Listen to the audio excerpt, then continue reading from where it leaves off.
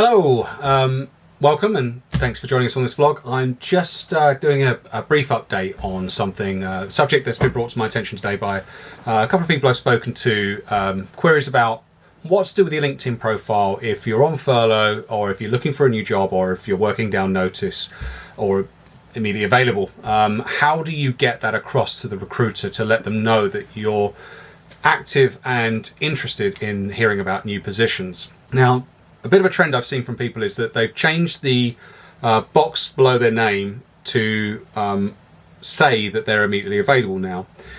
Something I wanted to highlight, something I wanted to address, is that could potentially harm your ability to show up in search results, principally because of how recruiters use LinkedIn and the various Boolean searching.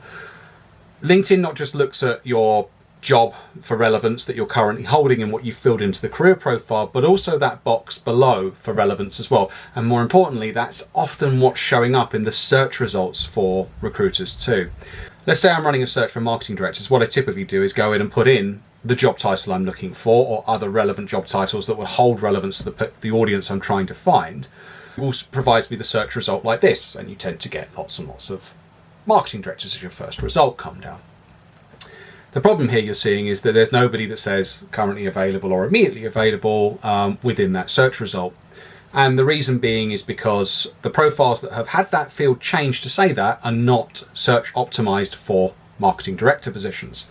So everybody that's kept that marketing director title is going to come up as my priority list. Unfortunately, it's just how the data's orientated.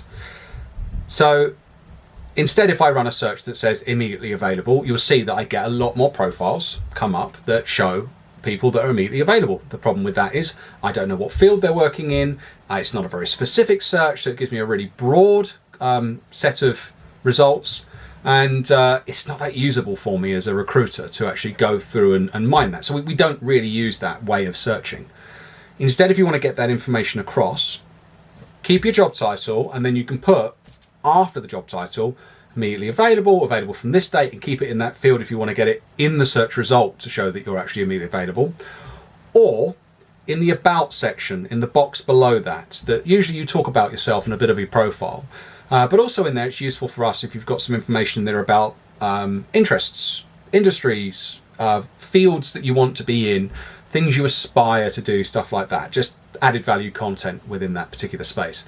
And as I say, if you don't want to put it in that box below, then put it into the about section that you're available or when you'll be available, because we read those and we'll be able to tell that obviously you're interested in hearing of new opportunities from that.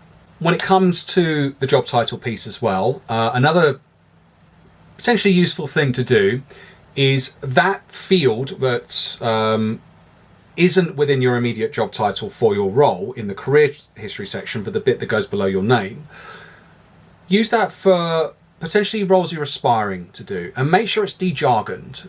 So if your job title does have a sense of jargon within the industry or perhaps the company you're working for, change it to something that's more typical or more popularly searched for people within that space. And as I say, if you're aspiring to get to a certain role or a certain type of position, then you can use that field to demonstrate that.